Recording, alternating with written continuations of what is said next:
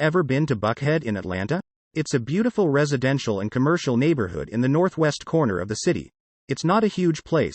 Fewer than 80,000 people live there. But it's fair to say that, without Buckhead, Atlanta, at least as it's currently run, could not exist.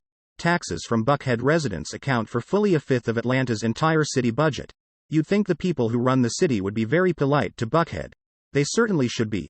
But the opposite is true. For decades, various mayors of Atlanta have attacked Buckhead, as if there's something offensive or immoral about maintaining a clean and orderly neighborhood. For the most part, the residents of Buckhead have taken this abuse in silence. Complaining seemed impolite, so they've continued to send huge amounts of money to a city government that hates them. For politicians in Atlanta, it's been a very good deal.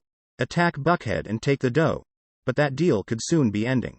The reason for that is the current mayor, a spectacular mediocrity with unusually high self-esteem called Keisha Lance Bottoms. Like so many big city mayors, Bottoms is an incompetent demagogue. She has no idea what she's doing, and she's willing to say anything. For a while, that was tolerable to the people of Buckhead. Like most people who live in cities, they know the drill. They're used to it. Then, last summer, things changed.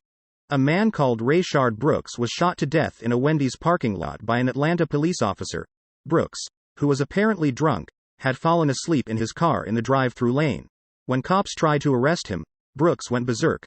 We showed you the video at the time. It's painful to watch. When Brooks stole a cop's taser and pointed it at him, that's when an officer called Garrett Wolf shot him. It was a sad story, but understandable once you watched the tape. Thought about it carefully. Keisha Lance Bottoms didn't wait to think at all. Without pausing for an investigation, she immediately fired Office Wolf and then issued a predictably self-righteous press release about it. An independent board later found what Bottoms did was illegal, but by then it was too late. Hundreds of Atlanta police officers had left the force. Those who stayed understood very well there was no point in making arrests. Who would want to be Officer Wolf? Nobody.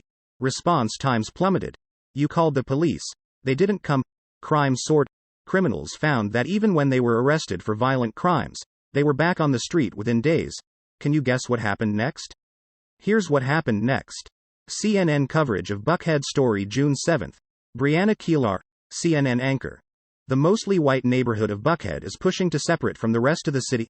CNN's Ryan Young has more from Atlanta. Ryan Young, CNN reporter. The Buckhead Exploratory Committee reports they've raised over $500,000 and is now pushing state lawmakers to push through a bill that would allow their cityhood petition to be voted on in the next election. How many CNN anchors have weekend homes anywhere near Section 8 housing? Let's see. Right around 0. Not one. Instead, they run to Martha's Vineyard or charter helicopters to fly to the Hamptons on Friday afternoons. In their spare time, they get as far from diversity as they possibly can.